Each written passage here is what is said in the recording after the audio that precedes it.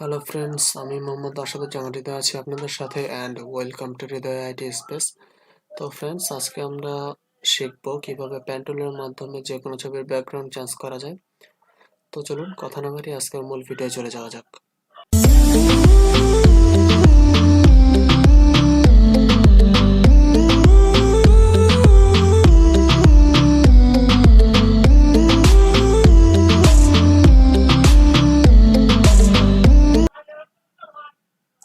Hello friends, ফিরে এলাম ইন্ট্রোর পরে। তো ফ্রেন্ডস, পেন টুলের মাধ্যমে ব্যাকগ্রাউন্ড চেঞ্জ করতে হলে আপনাকে প্রথমেই অ্যাডোব ফটোশপ সফটওয়্যারটি চালু করতে হবে। এরপরে স্ক্রিনের উপর ডাবল ক্লিক করে আপনাকে ছবিটিকে ওপেন করতে হবে। আপনারা দেখতে পাচ্ছেন এখানে আমার সুইট সেলফির একটি লোগো চলে এসেছে। আসলে এই ছবিটা সুইট সেলফি যে অ্যান্ড্রয়েড ক্যামেরা আছে, অ্যান্ড্রয়েড অ্যাপ আছে, সেটি দিয়ে মূলত তোলা। তো আমি এটি সরিয়ে ফেলবো। এর কারণে আমি ক্রপ টুল ব্যবহার করে আমি ছবিটিকে আমার প্রয়োজন অনুসারে কেটে নিলাম। কেটে নেওয়ার পরে আপনাকে যেটি করতে হবে সেটি হলো পেন টুলের মাধ্যমে ব্যাকগ্রাউন্ডটাকে সিলেক্ট করতে হবে। তার জন্য আপনাকে প্রথমে পেন টুল সিলেক্ট করতে হবে। পেন টুল সিলেক্ট করার পরে স্ক্রিনের বাইরে অর্থাৎ ছবিটির বাইরে একটা ক্লিক করতে হবে। ক্লিক করার পরে আপনার ছবিটিকে ক্লিক করতে হবে আপনি যেখান থেকে কাটতে চান। আপনি চাইলে এখান থেকে প্রয়োজন অনুসারে আপনার ছবিটিকে ছোট অথবা বড় করে আপনি আপনার কাজটি সমাধান করতে পারেন।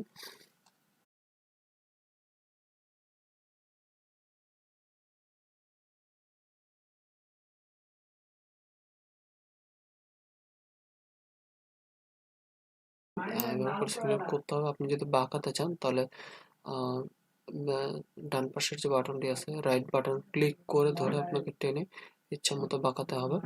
দেখুন, ইচ্ছা মতো বাঁকাতে গেলে আমাদের এখানে কিছু অতিরিক্ত এই যে লাইনটা এটা চলে এসেছে। এটাকে সরাতে হলে আপনাকে কি করতে হবে, অল্টার প্রেস করে এর মেইন পয়েন্টে বা মূল বিন্দুতে ক্লিক করতে হবে, তাহলে যে লাইনটি সেটি চলে যাবে। এভাবে করে আপনাকে পুরো ছবিটিকে কেটে নিতে হবে।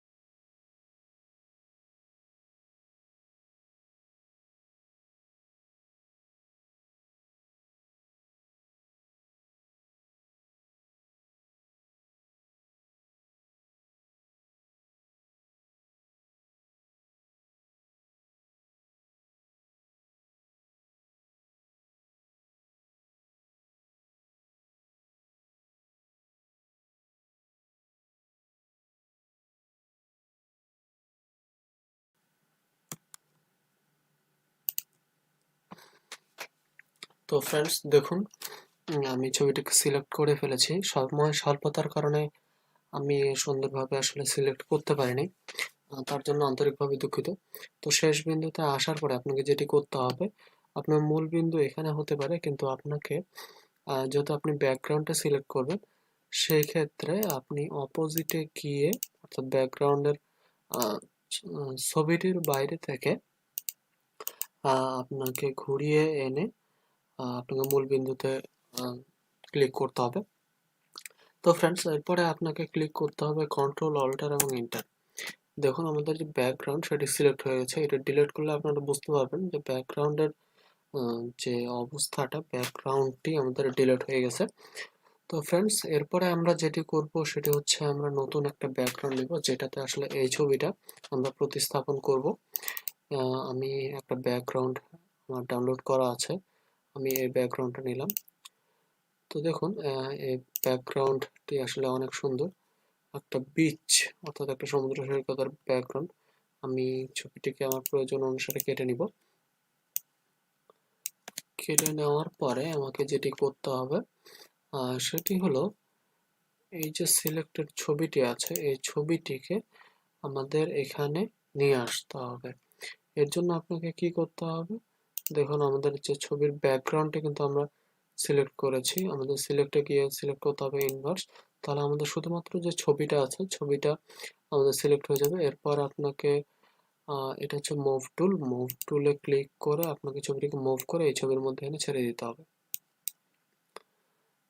তো দেখুন আমাদের ছবিটি এই ছবির মধ্যে চলে এসেছে, আমরা নিয়ে এসেছি।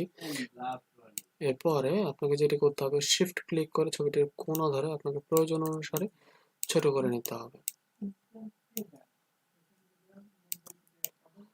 আমি ছবিটিকে এইভাবেই রাখবো। বন্ধুরা, সময় স্বল্পতার কারণে আমি সুন্দরভাবে দেখাতে পারছি না, আপনারা যখন সময় নিয়ে কাজটি করবেন তখন অনেক সুন্দর হবে।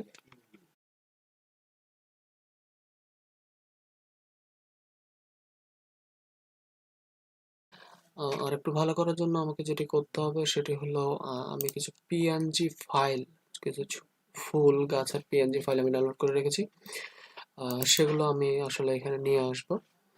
তার জন্য যেটি করতে হবে আমাকে স্ক্রিনের উপর ডাবল ক্লিক করে এখানে আমার পিএনজি ফাইল যে ছবিগুলো রয়েছে সেগুলোকে সিলেক্ট করতে হবে। আমি এটাকে নিব। দেখুন একটি নারিকেল বা সুপারি গাছের ছবির মতো লাগছে এটা।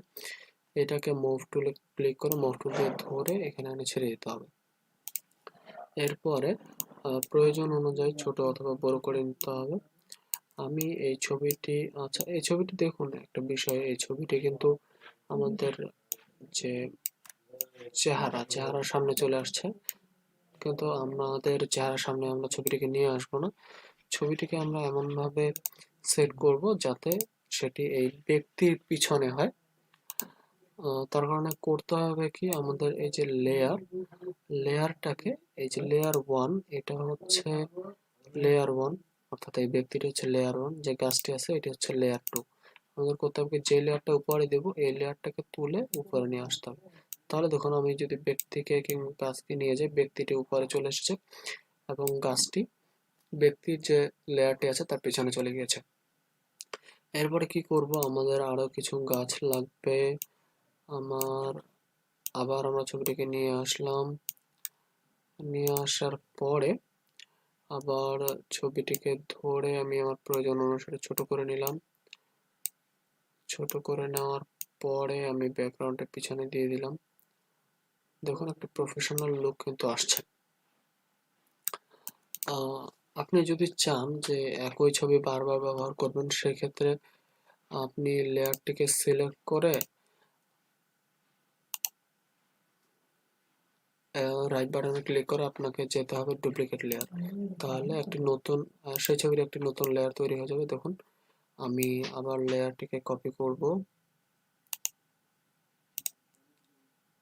দেখুন লেয়ারটিকে বারবার কপি করে আপনি ছোট অথবা বড় করতে পারবেন।